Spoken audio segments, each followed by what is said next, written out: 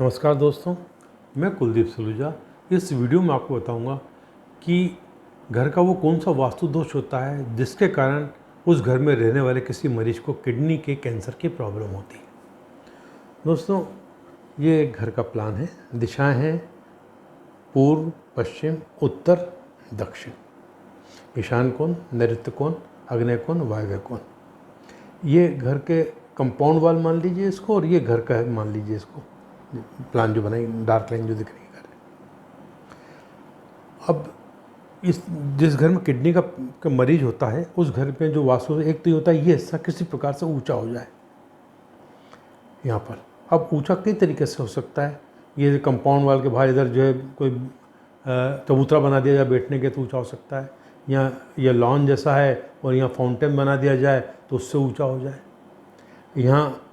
यहाँ पर कोई ऐसा मिट्टी का ढेर वेर बना के उसको डिजाइन बना दिया जाए, ठीक है ना, लैंडस्केपिंग कर दी जाए तो इससे ऊंचा हो सकता है।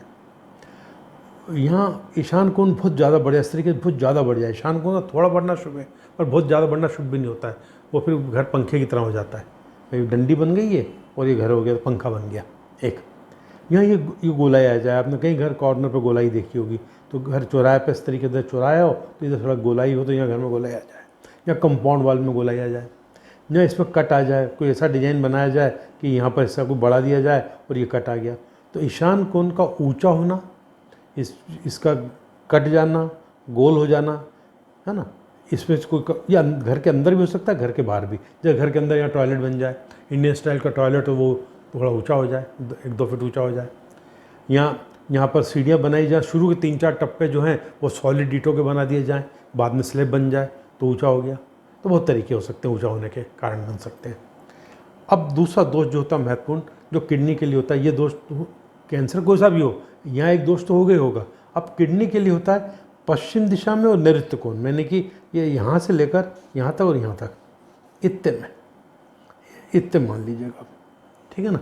ये हिस्सा किसी प्रकार से नीचा हो जाए, कंपाउंड वाला घर के बीच में, घर के अंदर भी, कहीं पर भी, जैसे यहाँ या यहाँ कहीं, यहाँ किसी प्रकार से कोई गड्ढा आ जाए, अंडरग्राउंड टैंक हो, बोरिंग हो, कुआं हो, कोई भी एक चीज़ हो यहाँ पर एक। यहाँ कोई बेसमेंट हो, एक कमरा हो, उससे हो सकता है ये। यहाँ आपके यहाँ घर का दरवाज़ा यहाँ पर हो और यहाँ पर आपने रैंप अंदर से बना दिया तो ज़मीन नीचे हो गई यहाँ की। यहाँ पर आपने जो दरवाज़ा बनाया और दरवाज़ा लगाया और रैंप अंदर से बना दिया कार रखने के लिए, तो ज़मीन यहाँ की नीचे हो गई, तो ये हिस्सा नीचा हो गया आपका। या ये हिस्सा बढ़ जाए, इस तरीके से हिस्सा आगे बढ़ जाए तिरछा होके, या ये हिस्सा बढ़ जाए, या ये हिस्सा इस तरीके से बढ़ जाए, कोई बालकनी निकली हो या कोई कमरा बना दिया जाए, इस तरीके से हिस्सा बढ़ जाए या दब जाए, ये घट जाए, नीचा हो जाए, घट जाए नीचा हो जाए ये। या ये हो सकता है कि इस दिशा में आपने कोई घर बनाने के बाद आपको लगा कि ओपन एरिया है, अपने को गैराज जैसा बनाना है, या वो सामान रखने के लिए स्टोर बनाना है, या आपने सोचा यहाँ पर चलो एक कमरा बना, तो कोई घर पे पार्लर खोल लें, कुछ भी काम में ले लेंगे। अब ये ज़मीन नीचे थी और आपने इसी पर छत डाल दी, टीन की छत डाल दी, कुछ भी इसको कवर कर दिया, कवर होते से घर का पार्ट हो गया। अब घर तो आपका 1-1.5-2 फीट ऊंचा बना हुआ है और बाकी सब हिस्सा नीचा था, अब ये हिस्सा आपका नीचे ही रह गया और आपने छत डाल दी, तो एक इस प्रकार से गड्ढा बन गया। तो पश्चिम दिशा में या इधर कहीं ये हिस्सा नीचा होगा, उसी घर में किडनी के मरीज होते हैं। दोस्तों, यदि ये आपके घर में दोष है तो आप ध्यान रखिए कि आपको पहले उस मरीज का इलाज कराते रहना है। इलाज में कोई कोताही नहीं बरतना है, पर साथ ही घर के इस वास्तु दोषों को दूर करिए ताकि नेगेटिविटी ख़त्म हो और उस मरीज को कम दवाइयों से आराम आ सके, उसकी उम्र बढ़ सके, उसकी लॉन्गेविटी बढ़ सके। उसको निश्चित वास्तु दोष दूर करने से राहत मिलेगी, तय बात है। इसके साथ उस घर में और कोई मरीज ना बन जाए। कोई दोष तो अपनी जगह है, घर में सदस्य कई होते हैं, ठीक है ना, तो किसी अन्य सदस्य की समस्या ना आ जाए, उसके लिए वास्तु दोषों को दूर करना जरूरी है, यहाँ के और यहाँ के।